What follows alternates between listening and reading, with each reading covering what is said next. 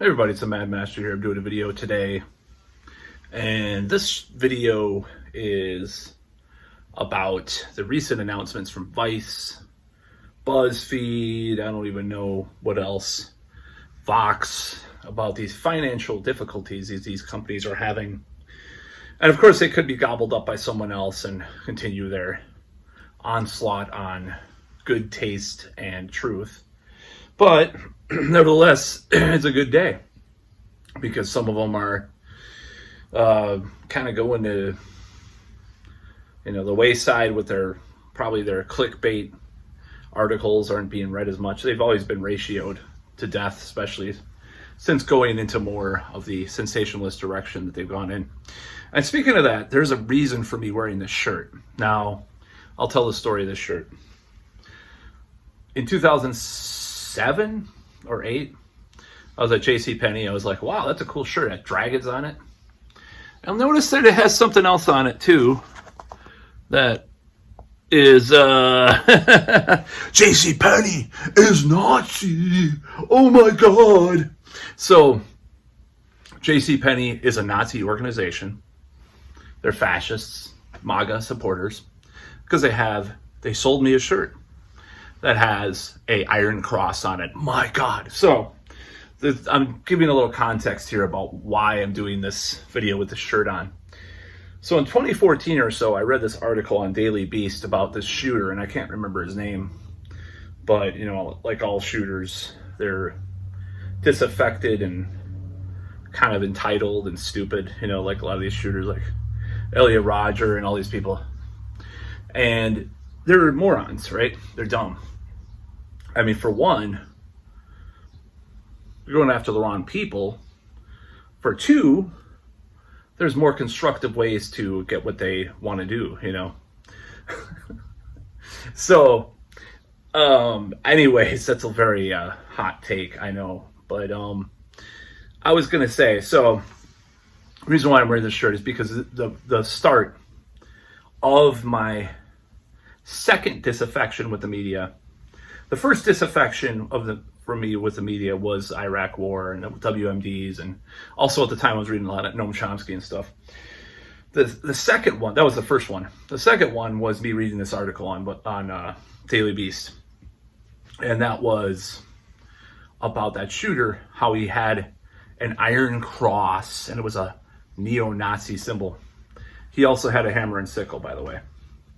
So that's not very Nazi. I think he was just trying to, into military stuff or something, like a lot of people are into military, iconography, Lemmy was into that, But for one, the Iron Cross is not a Nazi symbol.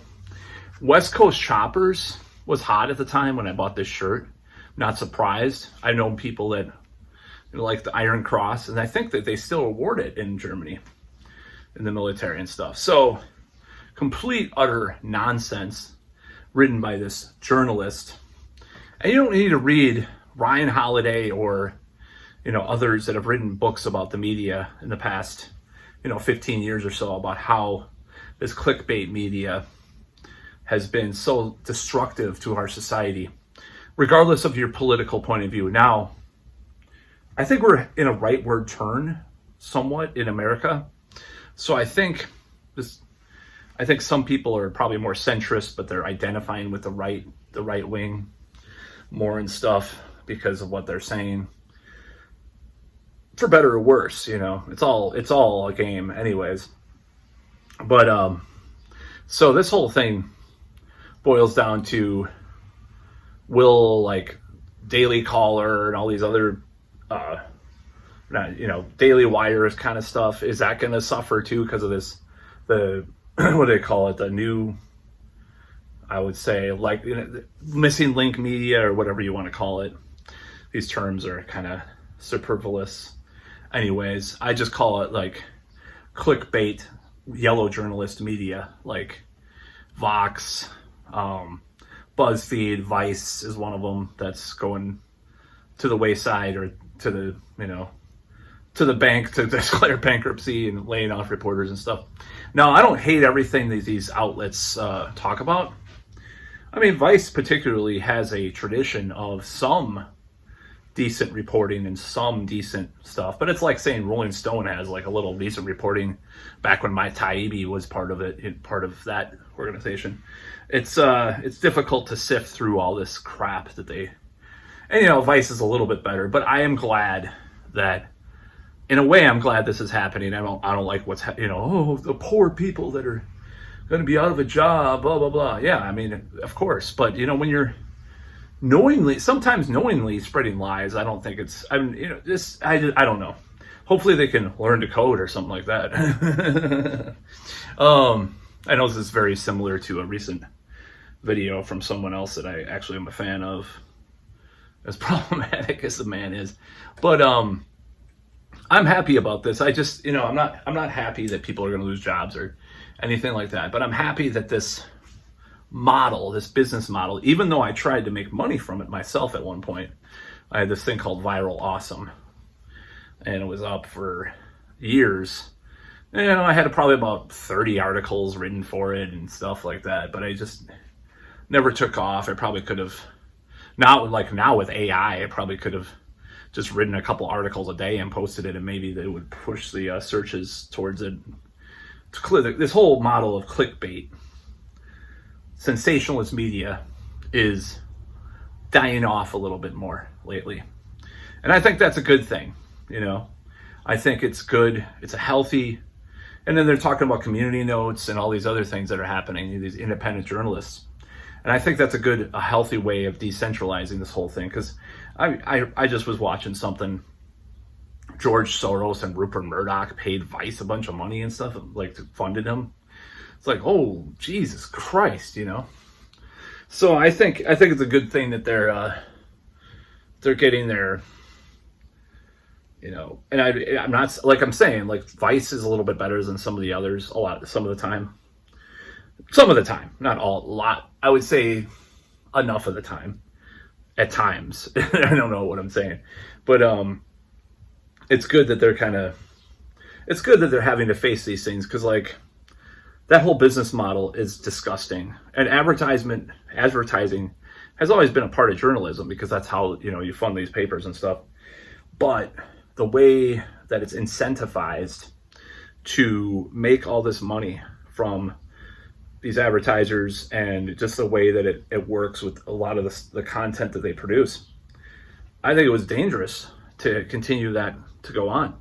You want to talk about disinformation or misinformation, some of these outlets are some of the worst peddlers of that, whether it be lacking the nuance of what they covered, these impartial things that they leave out, or these stuff like of stories. I'm not trying to say like every story has to be 100% show both perspectives or whatever, but the extent that they went to for a long time was pretty disgusting. And that's why I wore this shirt, because I have a shirt with an iron cross on it. Oh my God. Oh. Yeah, I mean, I don't know. It's so scary, isn't it? But that is what started me on the journey of really hating those outlets. Like, I read that. That's the way they talked about this guy was just so ridiculous.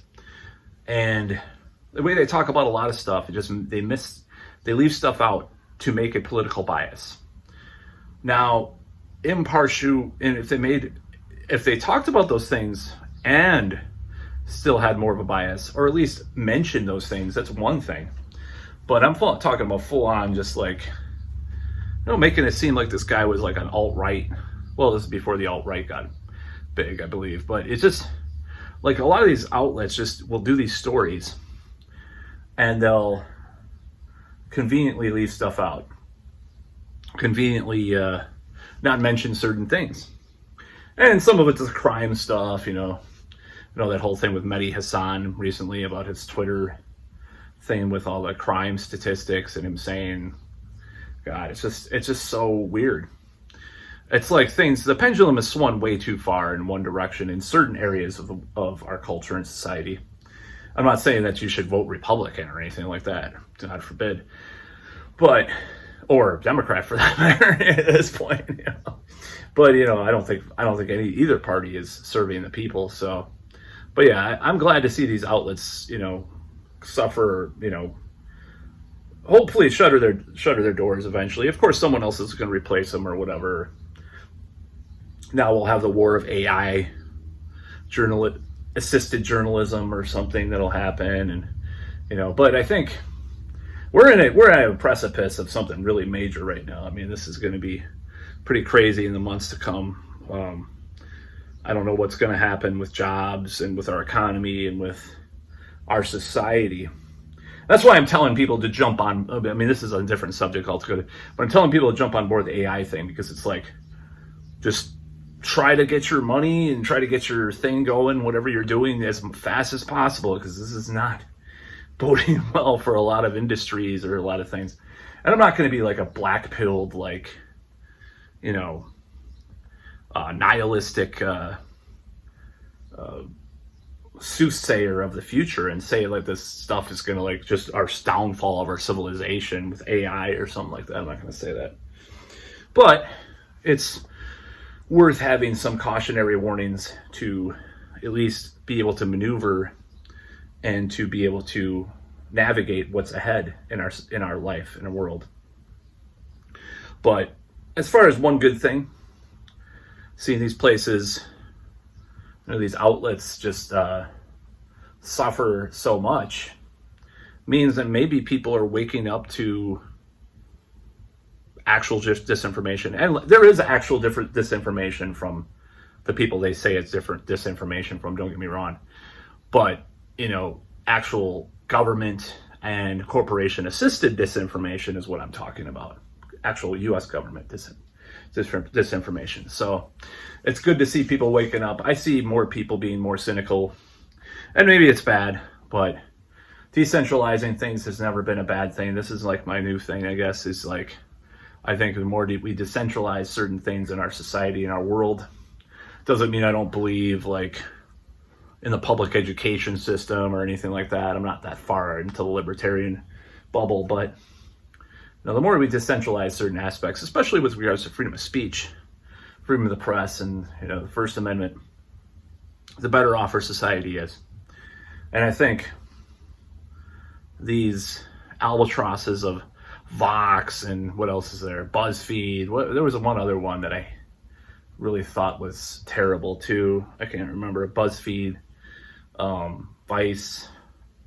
God, what else is there? I don't know. Those are like the biggest ones, I guess. There's a couple other ones that are like terrible. And then there's this whole thing with Nintendo and Gizmodo or someone else, this controversy, and just these people that are part of these organizations. Okay, they're probably pretty left-leaning, and probably, like, let's say for example, the women that you date who work there. Well, they might still be wearing a mask on a date, unfortunately. But they won't like wait till you're married. I'm just saying. But that's just a little aside. I don't know. I don't know. I don't know where I fit into this new paradigm. I feel like I'm a leftist from 2000. Leftist, non-Marxist, but like sort of anarchist, left libertarian, leaning leftist that's been thrust in this weird world that I don't even recognize a lot of the time. So, and it scares me because all the things that people were talking against back then, a lot of the things that they're talking against back then, they are exemplifying now on that side. Not all of them, but a lot of them are. That's all.